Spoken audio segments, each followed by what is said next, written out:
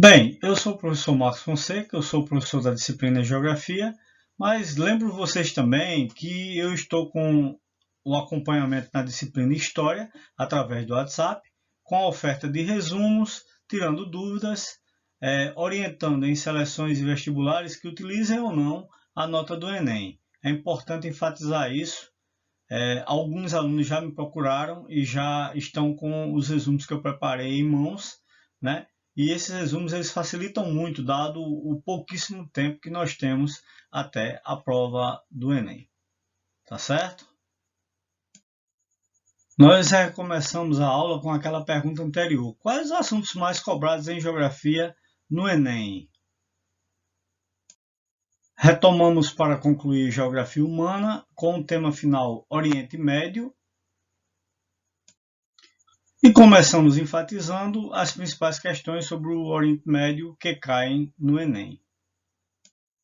Bem, os temas mais recorrentes sobre o Oriente Médio são o conflito árabe-israelense, que ao longo do tempo se transformou numa busca da preeminência étnica, da ocupação racial do lugar, sobre o espaço da região da Palestina e dos territórios da Cisjordânia e da faixa de Gaza, entre outros, e que vem se desenvolvendo desde 1948, com muitas idas e vindas. Por exemplo, esse ano houve um acordo de paz, mas que pode ser quebrado a qualquer momento, porque Israel ele simplesmente não respeita o Estado palestino no que diz respeito aos seus territórios. Então, esse é um conflito que pode voltar a ter novamente ações militares. Outro tema que eu destaquei é exatamente a importância do petróleo para o desenvolvimento da região.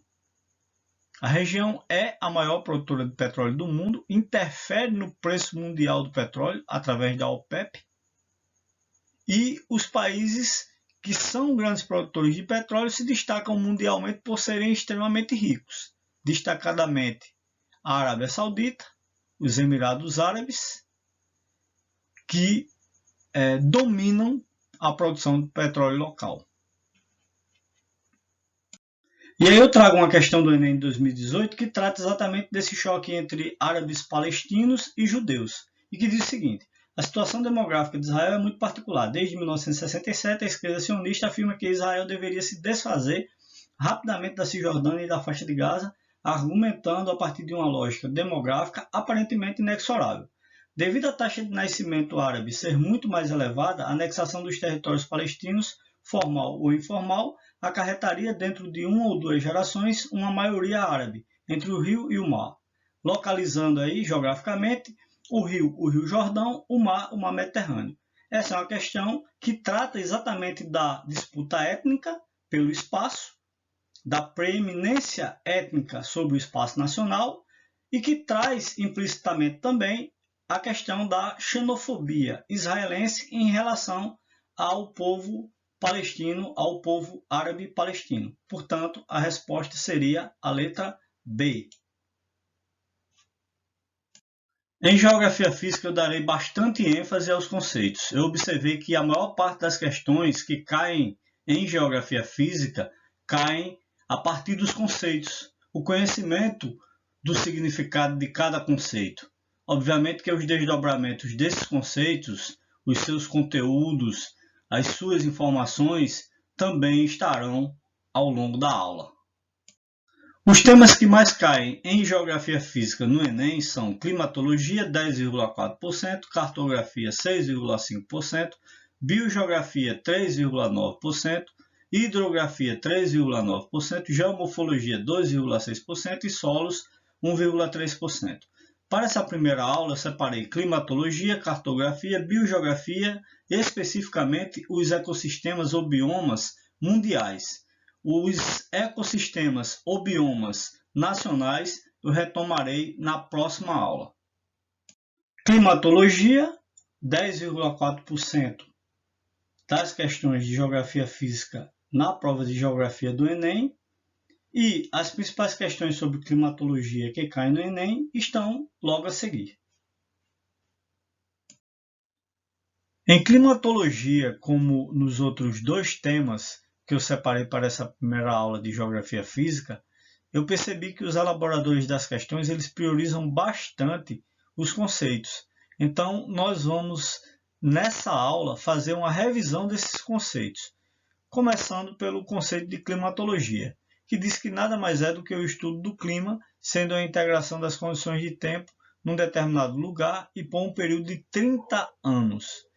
A climatologia tradicional está pautada com as descrições dos padrões de distribuição temporal e espacial dos elementos do tempo, e se utiliza dos seguintes elementos: temperatura, precipitação, ventos, nebulosidade, latitude, altitude, relevo, maritimidade, continentalidade, correntes marítimas quentes e frias e massas de ar, entre outros. Nós vamos tentar ver o máximo possível desses conceitos nessa aula sobre climatologia. Outro subtema bastante recorrente nas questões do Enem sobre o tema climatologia é exatamente a diferença entre tempo e clima. O tempo é a condição atmosférica no momento. Trata-se de um estado geral da atmosfera em um dado momento. Já o clima é o comportamento da atmosfera durante um período longo de observação.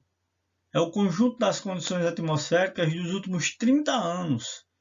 O clima é a sucessão de eventos relacionados com o tempo meteorológico. Ou seja, o clima é a base da meteorologia. E o tempo é o estudo do momento da meteorologia. Como está o dia hoje? O dia fará chuva? O dia terá calor? Será um dia de sol? E a gente pode usar como exemplo o semiárido.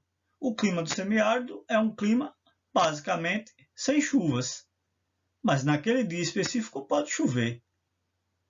Então, a base é o clima e a observação temporária é o tempo. A observação do momento é exatamente o tempo, né? E é importante destacar que no semiárido as chuvas elas são bem pouco recorrentes, devido a questões relacionadas a relevo, né? E aí destacadamente o Planalto da Borborema, que impede as grandes nuvens carregadas que vêm do mar chegarem na região que é extremamente mais seca, né, que é a região do polígono da seca. Ali basicamente quase não chove, e quando chove essas nuvens carregadas são exatamente as nuvens que vêm da floresta amazônica, as famosas nuvens conhecidas como rios voadores. Ok? Aí eu destaco exatamente uma questão conceitual, uma questão modelo Enem, e que diz o seguinte: segundo o IMET, Instituto Nacional de Meteorologia, existe diferença entre tempo e clima. O tempo é o estado físico das condições atmosféricas em um determinado momento e local, isto é, a influência do estado físico da atmosfera sobre a vida e as atividades do homem. O clima é o estudo médio do tempo para um determinado período ou mês em uma certa localidade. Também se refere às características da atmosfera inseridas nas observações contínuas durante um certo período. O clima abrange maior número de dados e eventos relacionados com a meteorologia que interferem nas condições do tempo para uma determinada localidade ou região. Sobre a relação entre tempo e clima, é correto dizer que: letra A. O clima é a sucessão de eventos relacionados com o tempo meteorológico. Ou seja, o clima é a base da meteorologia, né? É quem dá esse suporte à meteorologia para que ela possa analisar o tempo, que é aquele momento mais específico, que pode ser de parte do dia, que pode ser do dia, que pode ser de uma semana, que pode ser de um pequeno período, né? Então, é bom ter esses conceitos em mente. Só relembrando, o clima é um período mais extenso, geralmente contado a partir de 30 anos, só a partir de 30 anos que você tem realmente estabelecido um clima, e o tempo é aquele momento, é o momento, é a parte do dia, é o dia, é a parte da semana, é a semana. Geralmente é aquele dado que diz assim: o dia hoje será de chuva. Esse é o tempo, ok? Bem, aí nós temos os famosos elementos climáticos, que são indicadores do clima. Eles não interferem diretamente, mas mostram o tipo de clima presente num determinado local, numa determinada região. E eles são a temperatura, que é a quantidade de calor absorvida pelo ar, a umidade, a quantidade de vapor d'água presente no ar, que geralmente é liberado na forma de precipitação ou chuvas, né?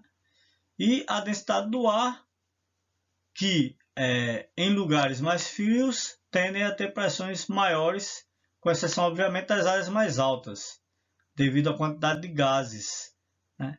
Nessas áreas mais altas, o que compensa e que torna essas áreas mais frias é exatamente a quantidade de gases circulando ali, apesar de, por serem muito altas, basicamente não existir ar. O ar é bastante rarefeito.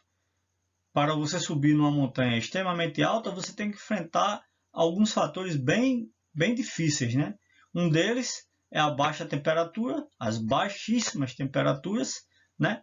E obviamente quanto mais você sobe, o ar vai ficando rarefeito, ou seja, vai diminuindo o oxigênio e você precisa inclusive de equipamentos para poder respirar normalmente. Para exemplificar que podem existir lugares onde a pressão não é tão forte, mas que mesmo assim serão extremamente frios, eu separei aí o Monte Everest, o ponto mais elevado da Terra, né? Ele tem 8.848 metros a partir do nível do mar, né? E ele é um local extremamente frio. E quanto mais você sobe, mais o ar fica rarefeito, mais você terá dificuldade para respirar, né?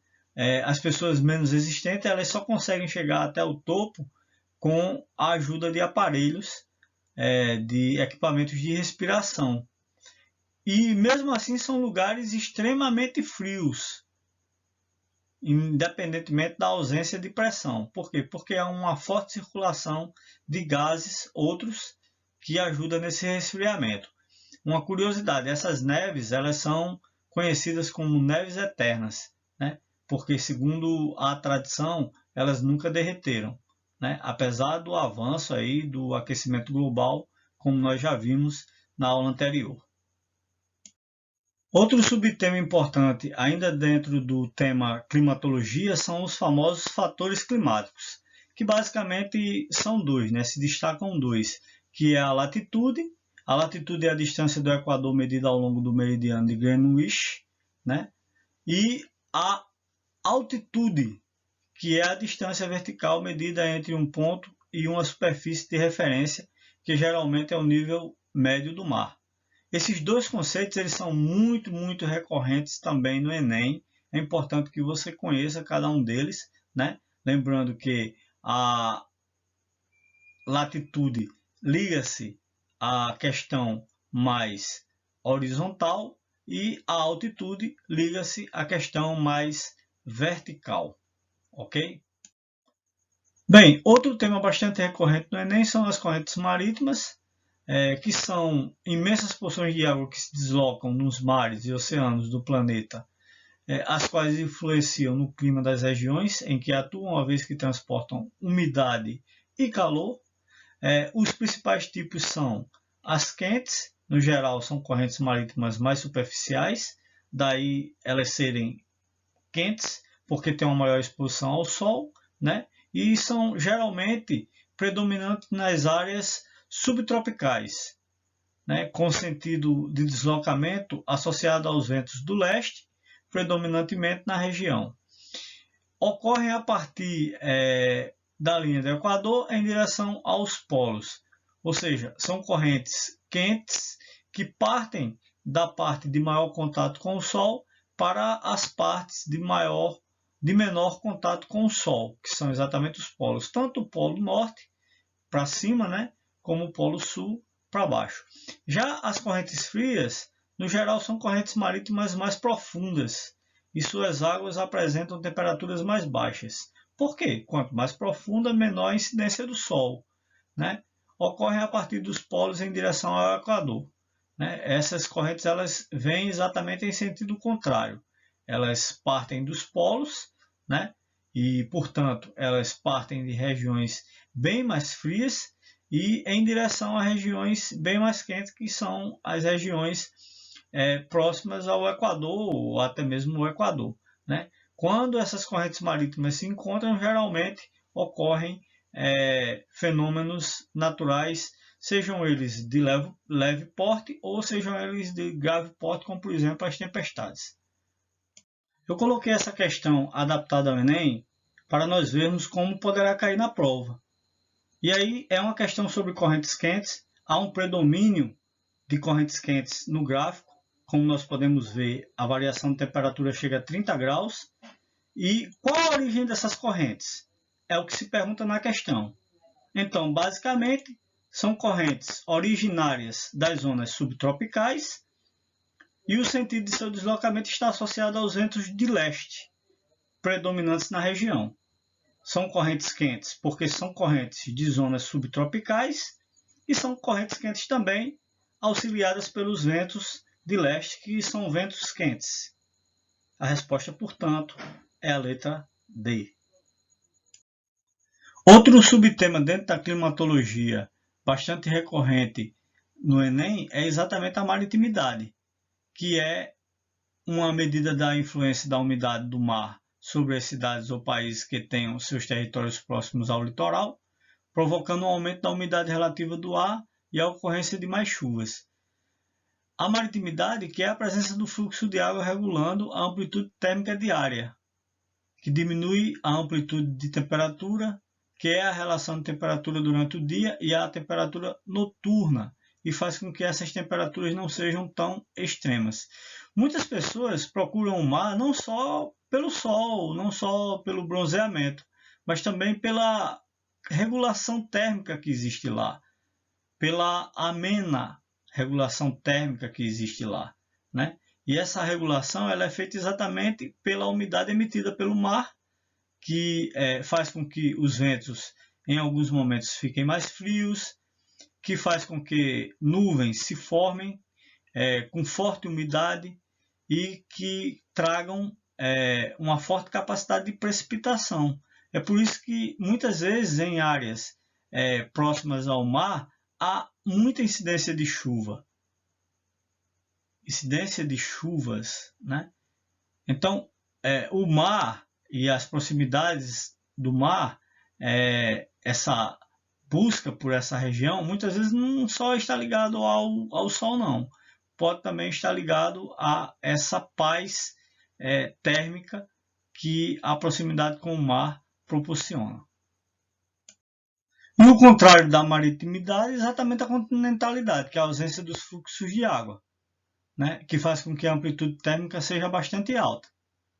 Isso acontece geralmente nos desertos, que com a ausência dos fluxos de água podem ter noites extremamente frias e dias extremamente quentes, como por exemplo no deserto do Saara. É incrível, mas você pode, se não preparado devidamente, morrer de frio no deserto. Se você não tem conhecimento dessa variação térmica que acontece no deserto, você pode morrer de frio no deserto, que é uma coisa simplesmente extraordinária, né? Por quê? Porque as temperaturas baixam a zero e muitas vezes baixam de zero. E se você não morrer de frio, porque você foi encarar um deserto e não levou roupas apropriadas para essa falta de regulação térmica que a inexistência de água proporciona, durante o dia você provavelmente vai morrer de calor, caso você se perca num desses desertos, em especial no deserto do Saara. Ok? Aí um outro subtema que está sendo recorrente nas questões de climatologia no Enem, que é exatamente a análise de climogramas. Esse é um exemplo de climograma do hemisfério norte, provavelmente da Europa. Ele traz temperaturas mais altas entre os meses de maio e setembro, né? O que é uma coisa característica exatamente do continente europeu, e volume de chuvas bem distribuído, o que também é uma outra característica do continente europeu. Lembrando sempre de analisar o climograma observando as informações. Do lado esquerdo, nós temos a precipitação, que é o volume de chuvas, né? Do lado direito, nós temos a variação de temperatura, né? E essa linha verde, ela traça exatamente essa variação de temperatura com o aumento de temperatura entre os meses de maio e setembro. Lembrando que o climograma do Brasil será um pouco diferente desse aí, né? No Brasil, os meses que são mais quentes são os meses de dezembro, janeiro e fevereiro. Por quê? Porque o Brasil é um país do hemisfério sul e ele vai ter essa variação de temperatura nesses meses para mais, né? Para mais quentes, ok? Na sequência, eu coloquei uma questão muito parecida com esse climograma para nós não termos dúvidas na hora de analisarmos um climograma desse, ok? Essa questão de 2017, ela traz um climograma muito parecido com o tratado na aula anterior. É um climograma que apresenta do seu lado esquerdo a escala em graus Celsius, do seu lado direito a escala em milímetros de chuvas. É um climograma que apresenta uma concentração de chuvas nos meses de junho, julho e agosto e uma variação de temperatura que chega a aproximadamente 20 graus positivos e cai para aproximadamente menos 10 graus negativos. É um climograma do hemisfério norte e aí nós vamos para o mapa e identificamos que duas cidades estão bem mais acima no que diz respeito ao hemisfério norte, as cidades de Barcelona e a cidade de Moscou. Levando-se em consideração a alta latitude, a cidade da resposta da questão é exatamente a cidade de Moscou, que tem um regime de temperatura mais baixo, devido a essa alta latitude, devido ao fato de se afastar bastante da linha do Equador e se aproximar das áreas mais frias do planeta. Então, a resposta seria a letra E, Moscou, Rússia, influenciada pela localização geográfica em alta latitude. Outro subtema extremamente importante são exatamente as massas de ar, cujo conceito em meteorologia, é o volume definido pela sua temperatura e teor de vapor de água, que cobre centenas ou milhares de quilômetros quadrados e possui as mesmas características da superfície que está abaixo. Esse é o conceito básico de massa de ar. Mas o que é mais recorrente? O que é que mais cai? Caem as características, né? E quais são as características dessas massas de ar e que você não pode esquecer de forma nenhuma? A primeira, as massas de ar dos oceanos são úmidas. Inclusive, eu já citei anteriormente que servem para regular, por exemplo, as cidades costeiras, as cidades mais próximas ao mar. E muitas vezes até adentram o interior, levando chuvas.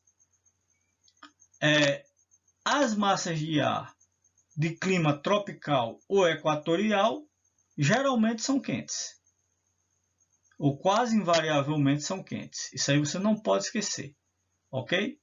Se a massa de ar for numa área polar, seja no norte, no caso o Polo Norte, ou no sul, o Polo Sul, a Antártida, ela será fria, ok? A massa continental geralmente é seca. Veja o caso do clima do deserto, né? Se você não tiver água para beber, a sua boca seca imediatamente e você vai ter forte dificuldade, inclusive, para respirar, né? Para salivar, entre outras coisas. Ok? Só não será seca se surgir sobre uma floresta equatorial. Aí entra exatamente a exceção. Quando as massas de ar surgem sobre florestas equatoriais, elas não são secas. No caso, a massa equatorial que está sobre o Brasil, por exemplo, ela agrega umidade, ela agrega calor, ela agrega vegetação, que agrega evapotranspiração, que é a respiração na forma de vapor d'água, ou a emissão na forma de vapor d'água das plantas, né? Embora seja continental, ela será de caráter úmido. E aí, mais uma vez, eu recorro àquele tema anteriormente falado que a floresta amazônica ela gera um volume de umidade tão violento e tão importante para o Brasil que esse volume de umidade que se transforma em nuvens, ele percorre diversos setores do país, como por exemplo, chega até o sudeste, chega até o centro-oeste e chega até as regiões mais áridas do polígono da seca, por exemplo, com verdadeiros rios voadores, né? Que são aquelas grandes massas úmidas, cheias de água e que em determinado momento se precipitam na forma de chuva, ou na forma de chuvas, melhor dizendo, né? Então, essas características elas são extremamente importantes na hora de você resolver uma questão sobre massa de ar, ok? Bem, por fim, outro tema bastante recorrente, esse é um tema que geralmente cai a questão da memorização mesmo, né, que são os tipos de massa que atuam sobre o nosso continente, levando-se em consideração que o Brasil é um país continental, então os tipos de massa que atuam sobre o Brasil, né? E basicamente são 6. Tentem memorizar: a massa equatorial continental, a massa equatorial atlântica, a massa tropical continental, a massa tropical atlântica e a massa polar atlântica, ok? Que são massas quentes, massas frias, massas úmidas e massas secas, ok? Cartografia, 6,5% das questões de geografia no Enem. Principais questões sobre cartografia que caem no Enem. Eu observei que caem bastante os conceitos, mas também caem algumas questões mais específicas de geografia cartográfica, principalmente entendimento de mapas, entendimento de representações cartográficas. É bom ficar atento a isso. Vamos ver como são esses conceitos e como são essas representações. Bem, o principal conceito da cartografia é exatamente o seu significado, né? Que é a área do conhecimento responsável pela elaboração e estudo dos mapas e representações cartográficas em geral, incluindo plantas, croquis e cartas gráficas. É importante ter em mente que existem múltiplas representações gráficas da Terra, cada qual adequada a um tipo de situação. Ou seja, você pode representar a Terra das mais diversas formas, desde que você entenda mentalmente. E que, se for o caso, outras pessoas também consigam entender mentalmente, né? Por exemplo, o continente americano poderia ser representado de lado, transformando sua representação na figura de um pato, como circulou na internet, e dá para entender perfeitamente que aí é um continente americano, independentemente dele ter a forma de uma ave. Tá certo? E chegamos a coordenadas geográficas, um tema extremamente recorrente no Enem no que diz respeito aos seus conceitos. Então vamos a eles. Latitude, que é a distância em graus de qualquer ponto da Terra em relação à linha do Equador, é também chamada de paralelo por se tratar de linhas imaginárias traçadas paralelamente ao Equador. As linhas que indicam latitude são horizontais, ou seja, se estendem na direção leste-oeste da superfície da Terra, ou seja, elas se deslocam do nascente ao poente. E longitude, distância em graus de qualquer ponto da Terra em relação ao meridiano de Greenwich. As linhas que indicam longitude são verticais, ou seja, se estendem na direção norte-sul, do polo norte ao polo sul. E, por fim, o conceito de coordenada geográfica, que inclusive já caiu no Enem da forma conceitual, que é a informação de um conjunto de linhas imaginárias que permitem localizar um ponto ou acidente geográfico na superfície terrestre. Essas coordenadas geográficas são extremamente importantes para o homem atual. Elas permitem a localização em qualquer lugar do mundo. Hoje existem sistemas extremamente sofisticados, ligados a satélites extremamente sofisticados, que são os sistemas de GPS. E através desse tracejamento, é possível você se localizar, por exemplo, numa cidade como Natal, indo de um bairro ao outro, chegar no ponto que você quer chegar com segurança, inclusive com a fotografia do local que você quer chegar, e isso traz muita facilidade para o homem moderno. Aí eu destaquei os paralelos, um subtema extremamente importante dentro da cartografia. O entendimento dos paralelos pode resolver questões que podem parecer extremamente difíceis e que a aplicação do conceito desses paralelos pode transformá-las em questões bem fáceis, inclusive. E aí nós temos o Círculo Polar Ártico, o Trópico de Câncer, a linha do Equador, o Trópico de Capricórnio e o Círculo Polar Antártico. É importante nós observarmos que no Círculo Polar Ártico fica o que nós chamamos de Polo Norte e no Círculo Polar Antártico fica o que nós chamamos de Polo Sul. E ou o continente antártico ou a Antártida, né? Os dois termos estão corretos. E como eu falei, se você reparar, a floresta amazônica está entre as linhas do Equador, ou é cortada pela linha do Equador, e a linha do Trópico de Capricórnio.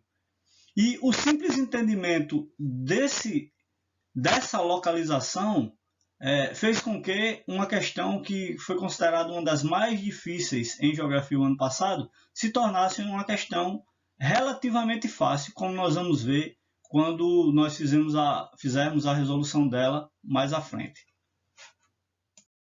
Aí eu destaquei uma questão do Enem 2010, uma questão extremamente conceitual. Basicamente, ela exige que você saiba, que você conheça o conceito de coordenada geográfica.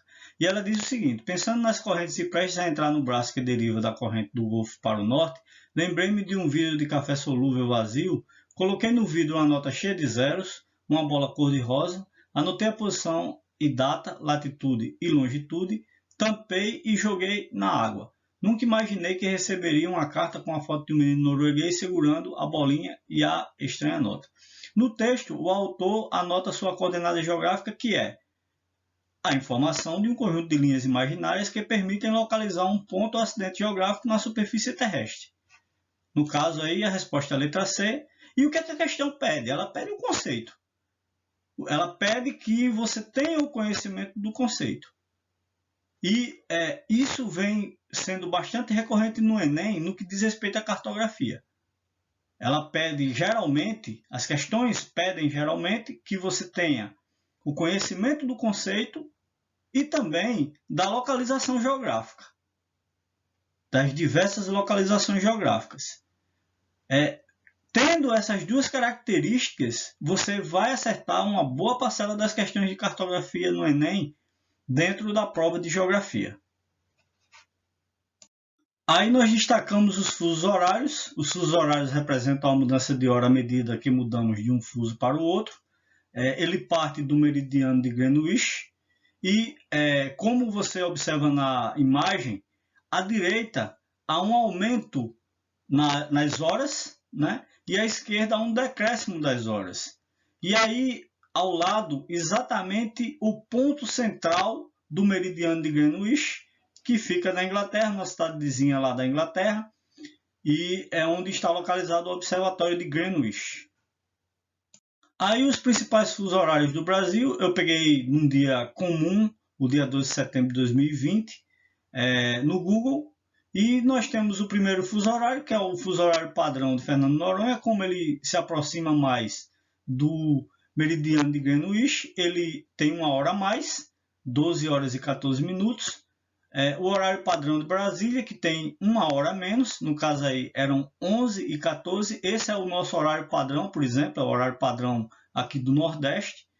E o horário padrão do Amazonas, que é uma hora a menos em relação a Brasília, no caso eram 10 e 14, e o horário padrão do Acre, que eram 9 e 14. É extremamente importante que vocês mentalizem esses fusos horários para não perderem uma questão de cartografia simples, que são as questões de cartografia que envolvem os fusos horários brasileiros. Aí chegamos nas escalas cartográficas. A escala cartográfica é um importante elemento presente nos mapas, sendo utilizada para representar a relação de proporção entre a área real e sua representação. Por exemplo, se uma escala de um determinado mapa é de 1 para 500, significa que cada centímetro do mapa representa 500 centímetros de espaço real. Do lado aí, você tem 1 é o numerador, a área do mapa, e os 500, o denominador, a área real. Basicamente, o que é que significa isso? Significa que você tem um mapa à sua frente e que você quer destacar um determinado ponto nesse mapa. No caso desse mapa, de 1 para 500, cada pontinho daquele vai significar 500 centímetros. Vai significar uma área de 500 centímetros. É importante esse entendimento, principalmente nas questões de cartografia, que pedem o entendimento básico de escala cartográfica.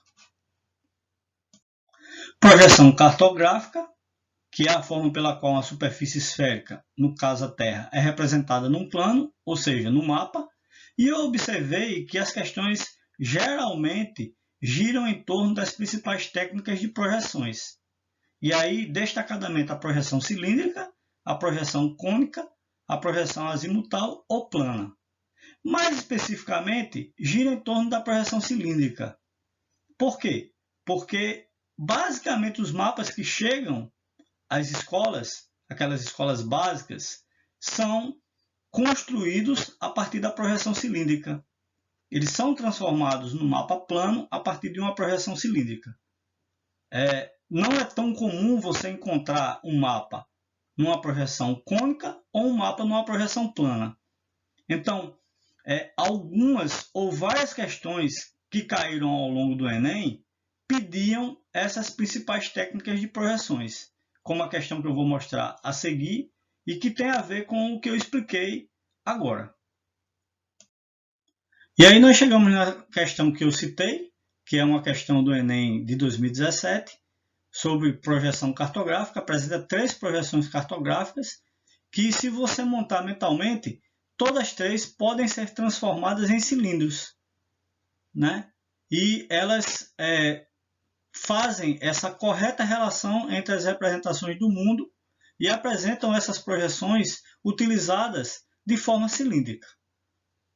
Portanto, a resposta aí é a letra A. Biogeografia, cai aproximadamente 3,9% da prova de geografia no Enem. E quais as principais questões sobre biogeografia que caem no Enem? Nessa primeira parte, eu destaquei a biogeografia mundial, os grandes ecossistemas mundiais ou os grandes biomas mundiais. Primeiro, obviamente, o conceito de biogeografia, né? Que é o estudo da distribuição das espécies e ecossistemas no espaço geográfico e através do tempo geológico. Esse é o conceito básico da biogeografia, que é responsável pelos estudos referentes aos ecossistemas, aos biomas, etc. Aí uma expressão das espécies e ecossistemas bastante recorrentes em algumas provas que eu vi, né, e que espalham os seres vivos mais conhecidos pelo planeta e dá uma visibilidade a esses seres e até a necessidade de preservação de todos eles. Bem, aí o conceito de biomas, que são ecossistemas terrestres com vegetação característica e um tipo de clima predominante, só relembrando, né? Clima, porque predomina mais de 30 anos. Esses aspectos dão ao bioma o seu caráter geral e único, e os principais biomas do mundo estão relatados aí: a tundra, a taiga, a floresta temperada, a floresta tropical, as savanas, as pradarias, os desertos e, mais destacadamente, os ambientes aquáticos, que são absolutamente gigantescos e que precisam ser falados um pouco aqui também. Aí uma representação cartográfica da distribuição dos biomas mundiais. Todos estão destacados com uma cor diferente. Eu vou deixar essa imagem, obviamente, na aula, para depois vocês fazerem a fixação mental, né, de como está essa distribuição desses biomas, né, ao longo da divisão mundial, né? E é bom que vocês tentem fixar o máximo possível desses biomas para não serem pegos de surpresa numa questão simples como é da localização de um bioma pelo mundo, né? basta você ter esse conhecimento cartográfico básico aí, ok? Aqui eu destaquei o primeiro ecossistema, a tundra, né? Primeira localização geográfica, situa-se nas regiões próximas ao Polo Ártico, norte do Canadá, da Europa e da Ásia.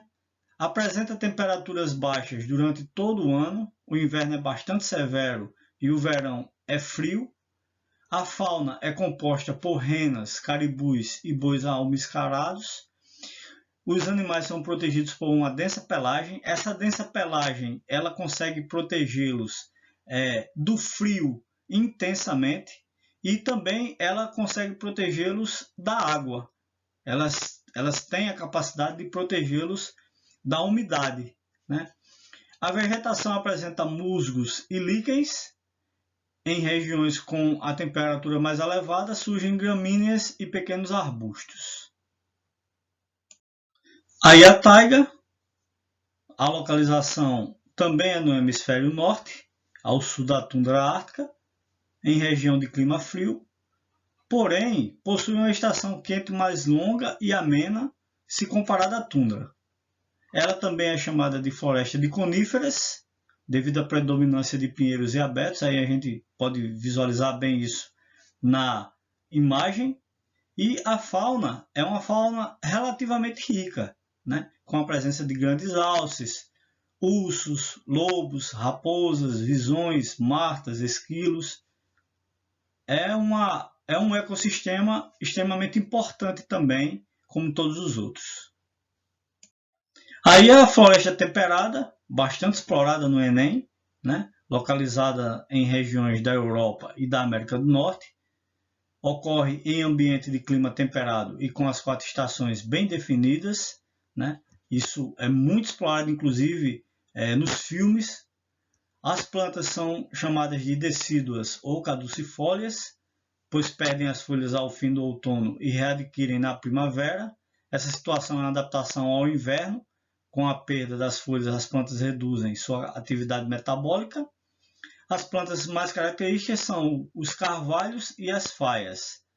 A fauna é composta por javalis, veados, raposas, esquilos, pássaros e insetos, como em todos os ecossistemas, né? A riqueza de insetos nos ecossistemas ela é extremamente visível e os insetos eles são extremamente importantes para o funcionamento desses ecossistemas, das mais diversas formas, né? Desde a polinização até mesmo a limpeza desses ecossistemas, né? E é bom destacar a floresta temperada, que é um tema muito recorrente no Enem, devido a essas características citadas acima. E aí chegamos no tema mais recorrente entre os ecossistemas mundiais, a floresta tropical, que localiza-se em regiões de clima quente e com elevado índice pluviométrico, extremamente importante no aspecto de regulação térmica e no aspecto, obviamente, de fertilização, né? A água é um componente extremamente importante para a existência, por exemplo, da atividade agrícola e para a própria existência da vida. Ocorre no norte da América do Sul, da América Central, da África, da Ásia, da Austrália. As florestas tropicais são ambientes ricos em biodiversidade. A biodiversidade é uma riqueza sem parâmetros, imensurável. A vegetação é densa e forma estratos conforme a cobertura das copas das árvores, o que origina diferentes microclimas. É possível, por exemplo, na Amazônia, você encontrar diversos tipos de microclimas. A vegetação também apresenta epífitas, cipós e líquens. Caso vocês estejam esquecidos, por exemplo, dos cipós, é só lembrar dos filmes de Tarzan, né, que geralmente são passados numa floresta tropical. A fauna é composta por macacos, também bastante vistos em filmes como, por exemplo, o filme de Tarzan, preguiças, onças, tucanos, araras, jacarés, sapos e uma variedade de espécies de insetos praticamente imensurável. A maior floresta tropical do mundo é a floresta amazônica e é o nosso grande bem, o nosso grande bem natural e que precisa ser efetivamente preservado. As savanas localizam-se na África, Ásia, Austrália e nas Américas. Os ambientes são caracterizados por campos com arbustos espaçados e gramíneas. Na savana africana são encontrados herbívoros de grande porte, como elefantes, zebras e girafas, além de carnívoros como os leões, leopardos e guepardos. No Brasil, um exemplo de savana é o cerrado, que, como nós estamos acompanhando aí, infelizmente está queimando, né? Nós passamos por uma seca quase sem parâmetros, né? E o cerrado está pagando muito caro por isso, né? E aí nós temos a figura de um dos símbolos das savanas, né? O leão africano. As savanas localizam-se na África, Ásia, Austrália e nas Américas. Os ambientes são caracterizados por campos com arbustos espaçados e gramíneas. Na savana africana são encontrados herbívoros de grande porte, como elefantes, zebras e girafas, além de carnívoros como os leões, leopardos e guepardos. No Brasil, um exemplo de savana é o cerrado, que, como nós estamos acompanhando aí, infelizmente está queimando, né? Nós passamos por uma seca quase sem parâmetros, né? E o cerrado está pagando muito caro por isso, né? E aí nós temos a figura de um dos símbolos das savanas, né? O leão africano. Os desertos ocorrem em ambientes de pouca umidade, né? Geralmente em ambientes de forte continentalidade. As maiores regiões desérticas do mundo situam-se na África, o deserto do Saara, e na Ásia, o deserto de Gobi. A vegetação é composta por gramíneas e pequenos arbustos. Nos desertos podemos encontrar animais roedores, serpentes, lagartos e insetos. Os animais e plantas apresentam adaptações à falta de água, que efetivamente não é recorrente por se tratar de uma região de forte continentalidade, com pouca possibilidade de formação de chuvas, tanto as chuvas que vêm carregadas do mar, como também as chuvas que vêm carregadas das florestas, né? Como são regiões de forte continentalidade, você dificilmente encontrará chuvas nessas regiões. Aqui eu destaquei uma reportagem do Correio Brasiliense. Ler essas reportagens são importantes. Por quê? Porque elas podem trazer uma realidade que está acontecendo naquele momento e que pode vir a cair no Enem. O Enem gosta dessas realidades temporais, né? E essa reportagem ela trata exatamente do processo de desertificação no Brasil, que ameaça, entre outras áreas, principalmente o Nordeste, né? Em especial na região do semiárido, conhecido como o polígono das secas, né? Então é bom sempre ficar atento a essas leituras, a ler reportagens ligadas a questões geográficas, porque numa dessas reportagens você pode encontrar a resposta para a prova do Enem, como nós vamos ver na questão seguinte. E aí, depois de ler uma reportagem como aquela, que afirma que já há um processo de desertificação em curso, em especial no Nordeste, você pega uma questão como essa do Enem de 2015, que traz um problema ambiental que está localizado basicamente aonde? Na região nordestina.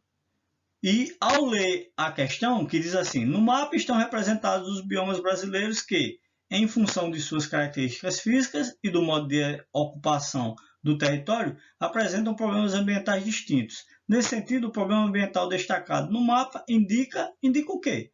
A desertificação das áreas afetadas, especificamente do Nordeste brasileiro. E aí nós chegamos nos ambientes aquáticos e sabemos que o conceito de bioma ele foi desenvolvido para os ecossistemas terrestres. Mas nós não podemos rejeitar a possibilidade de estudar os ambientes aquáticos, né? Que são sistemas classificados de acordo com suas características físicas, como a salinidade, o movimento da água e a profundidade, e que a partir daí pode-se estabelecer os principais tipos de ambientes aquáticos em rios, lagos, alagados, estuários e oceanos. Hoje já se sabe que esses ambientes são ambientes riquíssimos, são ecossistemas riquíssimos e importantíssimos para a vida em todo o planeta. E para finalizarmos essa parte de ecossistemas, eu trouxe uma questão de 2019, que trata sobre cartografia e ecossistemas e que foi considerada uma questão muito difícil. Geralmente, quando as questões têm mapas, elas são consideradas difíceis, mas que com um conhecimento básico de cartografia e um conhecimento básico de ecossistemas mundiais, dá para resolvê-la. A questão pergunta por que é que no hemisfério sul, mais especificamente no Trópico de Capricórnio, existem vários grandes desertos, entre eles o grande deserto da Austrália, o deserto de Kalahari, o deserto do Atacama, e no Brasil não há a existência de um grande deserto, de uma grande região árida. Qual é a explicação para isso? A explicação é a existência da floresta amazônica, com sua grande capacidade de evapotranspiração e da transformação dessa evapotranspiração em grandes nuvens carregadas que chegam a diversas partes do Brasil, aí destacadamente o Sudeste, o Centro-Oeste e o Nordeste. Essas nuvens elas são tão carregadas que são chamadas de rios voadores e garantem a não existência de uma região extremamente árida como são esses desertos citados. O que faz com que a questão se torne uma questão fácil, porque rapidamente você identifica a alternativa C como sendo a resposta, mais especificamente a influência de umidade das áreas florestais. Que áreas florestais? A área da floresta amazônica, que garante essa umidade, essa geração de nuvens que são tão importantes para o Brasil.